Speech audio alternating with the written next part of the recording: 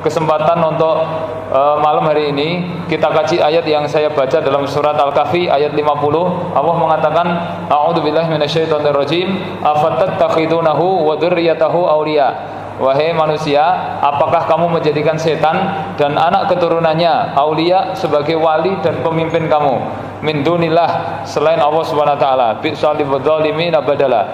Maka sungguh sangat jelek pergantian apa yang kalian lakukan itu. Ikhwani fillah rahimakumullah, ayat ini berkaitan dengan larangan kita untuk menjadikan setan sebagai wali atau pemimpin pada diri kita. Ayat ini bentuknya istifhamul ingkar, pertanyaan tapi maksudnya pengingkaran. Jadi istifhamul ingkar itu Allah menanyakan kepada kita yang jawabannya adalah tidak. Apa fungsinya? Litaubih walitahkir, untuk merendahkan atau menghinakan.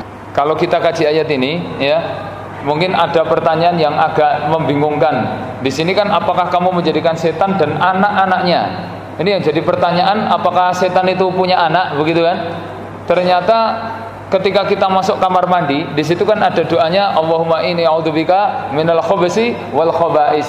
Di situ kita berlindung kepada Allah dari setan laki-laki dan setan perempuan. Ya, jemaah rahimakumullah, itu ternyata setan di dalam hadis tadi Nabi menjelaskan ada setan berjenis kelamin laki-laki dan ada setan berjenis kelamin perempuan. Sehingga kalau punya anak itu ya wajar. Maka dalam ayat ini Allah mengatakan afatattakhidunahu wa dzurriyyatahu. Apakah kamu menjadikan setan dan anak-anaknya? Nah, ini yang pertanyaan, apa setan punya anak?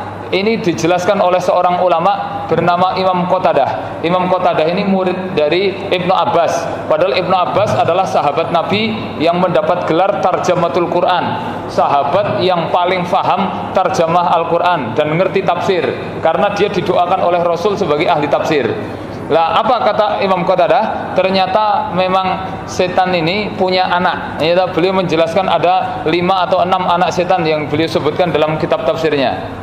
Mungkin ada yang tanya lagi, lah istrinya? Nah, kalau istrinya saya nggak tahu, karena dulu pas nikahnya saya juga nggak diundang itu, jadi nggak ngerti. Tapi kalau masalah anaknya, para ulama menjelaskan mereka punya anak. Saya nukilkan beberapa keterangan Imam Qatadah mengenai beberapa anak setan, yang masing-masing anak-anak setan itu punya spesialis tersendiri.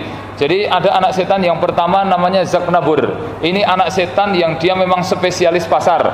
Dia memang fokus hanya goda manusia di pasar. Pagi, siang, sore, malam itu dia ngetemnya di pasar. Maka hati-hati, terutama ibu-ibu yang aktif pergi ke pasar. Nabi mengatakan sejelek-jelek tempat itu adalah pasar, dan sebaik-baik tempat adalah masjid. Maka khairun nas, manusia yang paling baik itu adalah awwalu dakhalal masjid wa akhiru kharijuha. Orang yang paling pertama masuk masjid dan paling terakhir keluar. Dan sejelek-jelek manusia itu adalah yang paling pertama masuk pasar dan terakhir keluarnya. Karena memang di situ setan betul-betul pasang perangkap di base campnya mereka di pasar ini. Dan yang jadi pertanyaan, kenapa setan kok milih pasar? Ternyata ya ada keunggulan pasar ini. Kenapa itu menjadikan markasnya Zaknabur itu?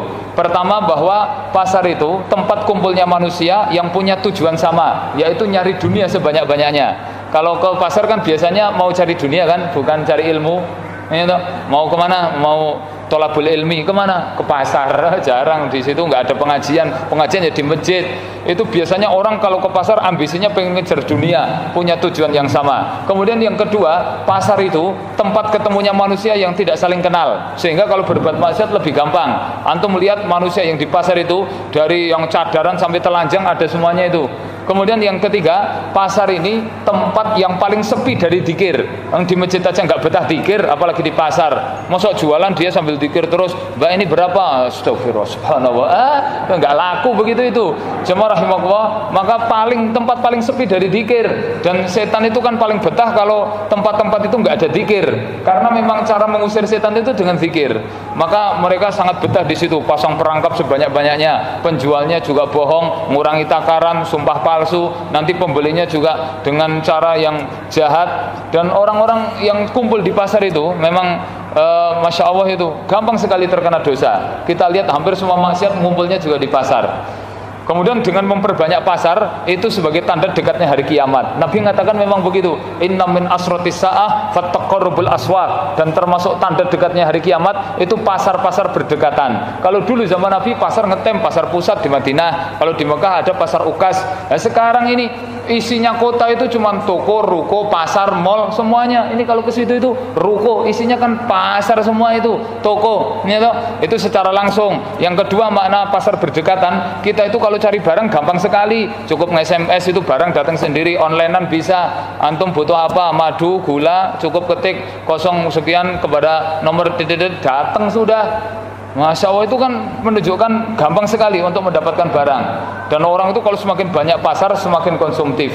Jamaah rahimakumullah, maka banyak sekali perangkap setan di situ. Ini yang pertama, anak setan yang namanya Zaknabur. Yang kedua, ada anak setan yang namanya A'war.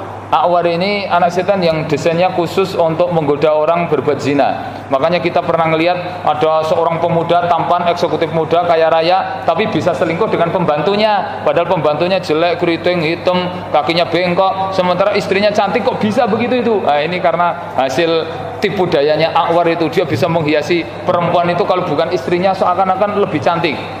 Saya punya temen itu ketika sudah ceraian dia ngomong, wah istri saya itu setelah tak cerai, wah tak pandang-pandang kok tambah cantik ya. Dulu pas jadi istri saya itu nggak cantik amat itu. Wah sekarang setelah, ya memang setan itu begitu. Kita kalau melihat perempuan yang bukan istri kita itu pasti lebih cantik.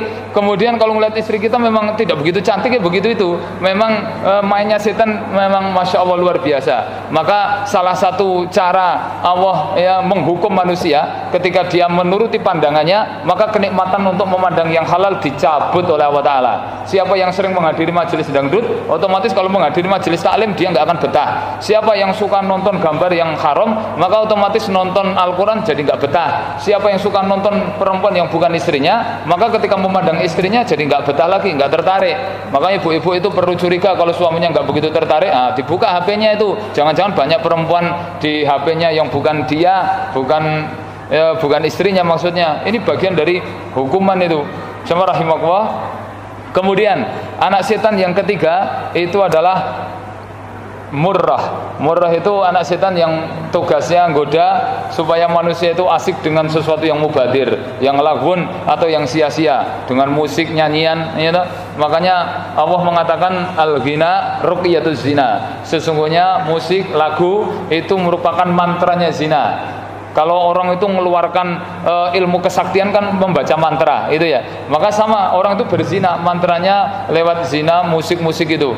Maka Nabi mengatakan ya kalau suatu kaum sudah muncul, saya kunu fi akhiri, kata Nabi, nanti akan muncul di akhir zaman al-khosfu wal masku wal gharku, tenggelam bumi, hancur alam semesta dan terjadi longsor di mana-mana. Kemudian para sahabat bertanya, wa mata daka ya Rasul, kapan itu terjadi? Nabi mengatakan idza dhahara zina wal ghina wal ma'azif wa syirbatul khamr. Kalau zina, musik, kemudian bidu wanita dan khamr sudah merajalela. Itu kalau empat-empatnya ngumpul jadi satu, maka nanti yang akan terjadi adalah dukhon, ya, asap yang itu merupakan tanda akhir zaman. Kalau dulu sudah banyak zina memang ada, kemudian khamr juga ada, tapi tidak gabung jadi satu.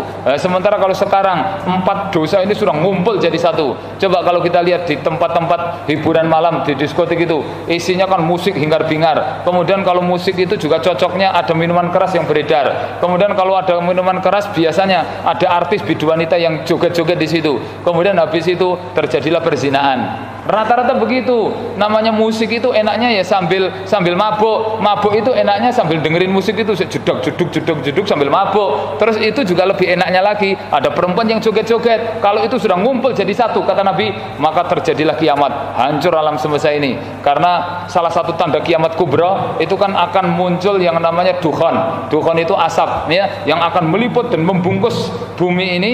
Dan Allah mengatakan yaumat ta'tis sama'u bid-dukhanin mubin, akan muncul nanti di akhir zaman asap yang sangat tebal, yang nyata, yaghsan nas, yang akan membungkus manusia. Hada adabun alim, ini merupakan adab yang pedih. Ini sahabat bertanya kepada Nabi, kapan itu asap muncul? Yaitu kalau sudah muncul 4 dosa jadi satu itu.